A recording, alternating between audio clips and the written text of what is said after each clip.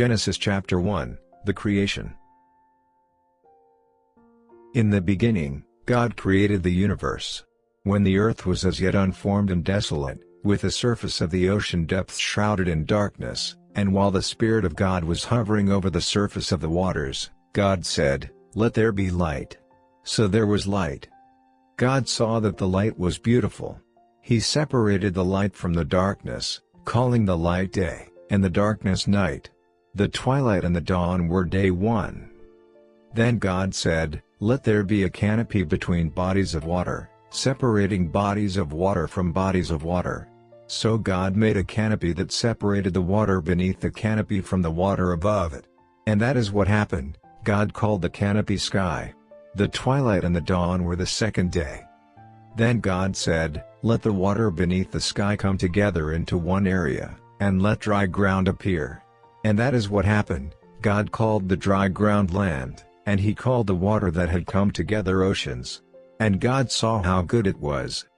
Then God said, "Let vegetation sprout all over the earth, including seed-bearing plants and fruit trees, each kind containing its own seed." And that is what happened. Vegetation sprouted all over the earth, including seed-bearing plants and fruit trees, each kind containing its own seed. And God saw that it was good. The twilight and the dawn were the third day. Then God said, "Let there be lights across the sky to distinguish day from night, to act as signs for seasons, days, and years, to serve as lights in the sky, and to shine on the earth." And that is what happened. God fashioned two great lights, the larger light to shine during the day and the smaller light to shine during the night, as well as stars. God placed them in space to shine on the earth, to differentiate between day and night, and to distinguish light from darkness. And God saw how good it was. The twilight and the dawn were the fourth day. Then God said, "Let the ocean swarm with living creatures, and let flying creatures soar above the earth throughout the sky." So God created every kind of magnificent marine creature, every kind of living marine crawler with which the waters swarmed, and every kind of flying creature. And God saw how good it was. God blessed them by saying, "Be fruitful, multiply, and fill the oceans. Let the birds multiply throughout the earth." The twilight and the dawn were the fifth day. Then God said, "Let the earth bring forth each kind of living creature, each kind of livestock and crawling thing, and each kind of earth's animals." And that is what happened. God made each kind of the earth's animals, along with every kind of livestock and crawling thing. And God saw how good it was. Then God said, "Let us make mankind in our image, to be like us. Let them be masters over the fish in the ocean, the birds that fly, the livestock, everything that crawls on the earth, and over the earth itself." So God created mankind in his own image. In his own image God created them. He created them male and female. God blessed the humans by saying to them, "Be fruitful, multiply, fill the earth, and subdue it. Be masters over the fish in the ocean, the birds that fly, and every living thing that crawls on the earth." God also told them, "Look, I have given you every seed-bearing plant that grows throughout the earth, along with every tree that grows seed-bearing fruit. They will produce your food. I have given all green plants as food for every wild animal of the earth, every bird that flies, and to every living thing that crawls on the earth." And that is what happened. Now God saw all that he had made, and indeed, it was very good. The twilight and the dawn were the sixth day. Genesis chapter 2, the seventh day. The seventh day. With this, the universe was completed, including all of its vast array. By the seventh day, God had completed the work he had been doing, so on the seventh day he stopped working on everything that he had done. Then God blessed the seventh day and made it holy, because on it God stopped working on everything that he had been creating. Humans in the garden. These are the records of the universe at its creation. On the day that the Lord God made the universe, no shrubs had yet grown in the meadows of the earth and no vegetation had sprouted, because the Lord God had not sent rain on the earth and there were no human beings to work the ground. Instead, an underground stream would arise out of the earth and water the surface of the ground. So the Lord God formed the man from the dust of the ground, breathed life into his lungs, and the man became a living being. The Lord God planted a garden in Eden, toward the east, where he placed the man whom he had formed. The Lord God caused every tree that is both beautiful and suitable for food to spring up out of the ground. The tree of life was also in the middle of the garden, along with the tree of the knowledge of good and evil. A river flows from Eden to water the garden, and from there it divides, becoming 4 branches. The name of the first one is Pishon. It winds through the entire land of Havilah, where there is gold. The gold of that land is pure. Bdellium and onyx are also found there. The name of the second river is Gihon. It winds through the entire land of Cush. The third river is named the Tigris. It flows to the east of Assyria. The fourth river is the Euphrates. The Lord God took the man and placed him in the Garden of Eden in order to have him work it and guard it. The Lord God commanded the man, "You may freely eat from every tree of the garden, but you are not to eat from the tree of the knowledge of good and evil, because you will certainly die during the day that you eat from it." The creation of the woman. Later, the Lord God said, "It is not good for the man to be alone. I will make the woman to be an authority corresponding to him." After the Lord God formed from the ground every wild animal and every bird that flies, he brought each of them to the man to see what he would call it. Whatever the man called each living creature became its name. The man gave names to all the livestock, to the birds that fly, and to each of earth's animals, but there was not found a strength corresponding to him, so the Lord God caused a deep sleep to overshadow the man. When the man was asleep, he removed one of the man's ribs and closed up the flesh where it had been. Then the Lord God formed the rib that he had taken from the man into a woman and brought her to the man. So the man exclaimed, "At last! This is bone from my bones, and flesh from my flesh. This one will be called woman, because she was taken from man. Therefore a man will leave his father and his mother and cling to his wife, and they will become one flesh." Even though both the man and his wife were naked, they were not ashamed about it. Genesis chapter 3, the temptation and fall. Now the Shining One was more clever than any animal of the field that the Lord God had made. He asked the woman, "Did God actually say, 'You are not to eat from any tree of the garden?'" "We may eat from the trees of the garden," the woman answered the Shining One. "But as for the fruit of the tree that is in the middle of the garden, God has said, 'You are not to eat from it, nor are you to touch it, or you will die.'" "You certainly will not die," the Shining One told the woman. "Even God knows that on the day you eat from it, your eyes will be opened and you'll become like God, knowing good and evil." When the woman saw that the tree produced good food, was attractive in appearance, and was desirable for making one wise, she took some of its fruit and ate it.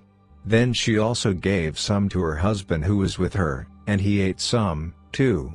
As a result, they both understood what they had done, and they became aware that they were naked.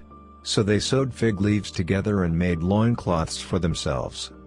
When they heard the voice of the Lord God as he was walking in the garden during the breeze of the day, the man and his wife concealed themselves from the presence of the Lord God among the trees of the garden. So the Lord God called out to the man, asking him, "Where are you?"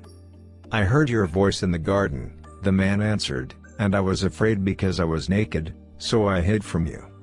"Who told you that you were naked?" God asked. "Did you eat fruit from the tree that I commanded you not to eat?" The man answered, "The woman whom you provided for me gave me fruit from the tree, and I ate some of it."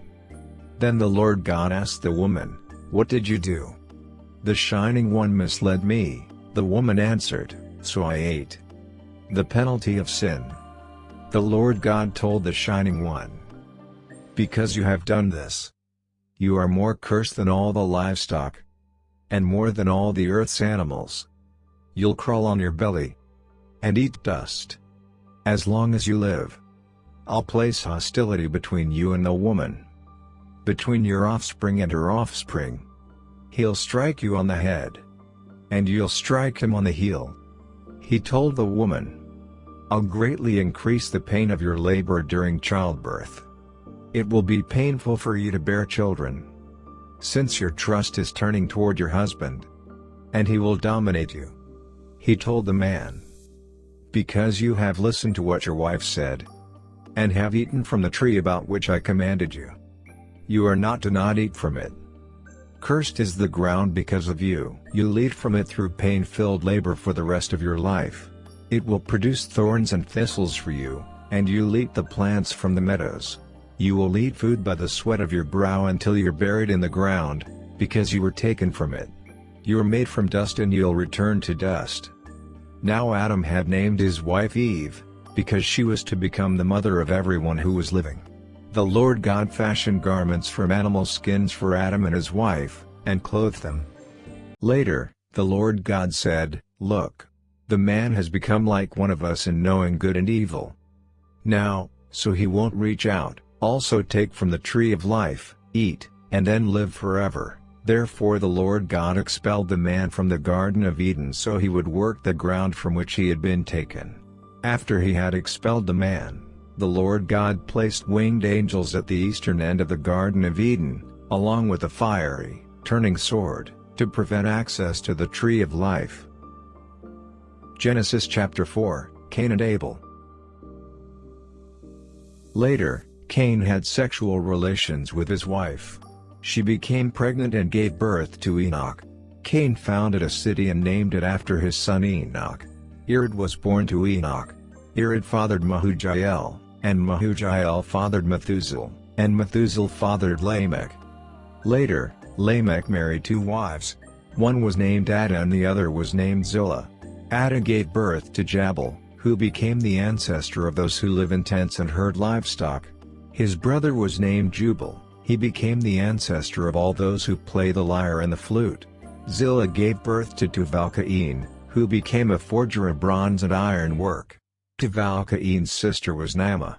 Lamech told his wives, "Ada and Zillah, listen to what I have to say. You wives of Lamech, hear what I'm announcing. I've killed a man for wounding me, a young man for bruising me. For if Cain is being avenged 7 times, then Lamech will be avenged 77 times. Later on, after Adam had sexual relations with his wife, she gave birth to a son and named him Seth, because God granted me another offspring to replace Abel, since Cain murdered him. Seth also fathered a son, whom he named Enosh. At that time, profaning the name of the Lord began. Genesis chapter 5, From Adam to Noah. This is the historical record of Adam's generations. When God created mankind, he made them in his own likeness. Creating them male and female, he blessed them and called them humans when he created them. After Adam had lived 130 years, he fathered a son just like him, that is, according to his own likeness, and named him Seth. Adam lived another 800 years, fathering other sons and daughters after he had fathered Seth. Adam lived a total of 930 years, and then died. When Seth had lived 105 years, he fathered Enosh. After he fathered Enosh, Seth lived 807 years, fathering other sons and daughters. Seth lived a total of 912 years, and then died. When Enosh had lived 90 years, he fathered Kenan. After he fathered Kenan, Enosh lived 815 years, fathering other sons and daughters. Enosh lived a total of 905 years, and then died. When Kenan had lived 70 years, he fathered Mahalalel. After he fathered Mahalalel, Kenan lived 840 years, fathering other sons and daughters. Kenan lived a total of 910 years, and then died. When Mahalalel had lived 65 years, he fathered Jared. After he fathered Jared, Mahalalel lived 830 years, fathering other sons and daughters. Mahalalel lived a total of 895 years, and then died. When Jared had lived 162 years, he fathered Enoch. After he fathered Enoch, Jared lived 800 years, fathering other sons and daughters. Jared lived a total of 962 years, and then died. When Enoch had lived 65 years, he fathered Methuselah. After he fathered Methuselah, Enoch communed with God for 300 years and fathered other sons and daughters. Enoch lived a total of 365 years, communing with God, and then he was there no longer, because God had taken him. When Methuselah had lived 187 years, he fathered Lamech. After he fathered Lamech, Methuselah lived 782 years, fathering other sons and daughters. Methuselah lived a total of 969 years, and then died.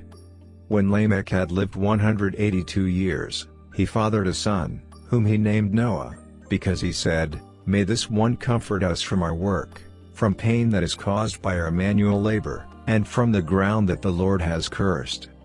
After he fathered Noah, Lamech lived 595 years, fathering other sons and daughters. Lamech lived a total of 777 years, and then died. After Noah had lived 500 years, he fathered Shem, Ham, and Japheth.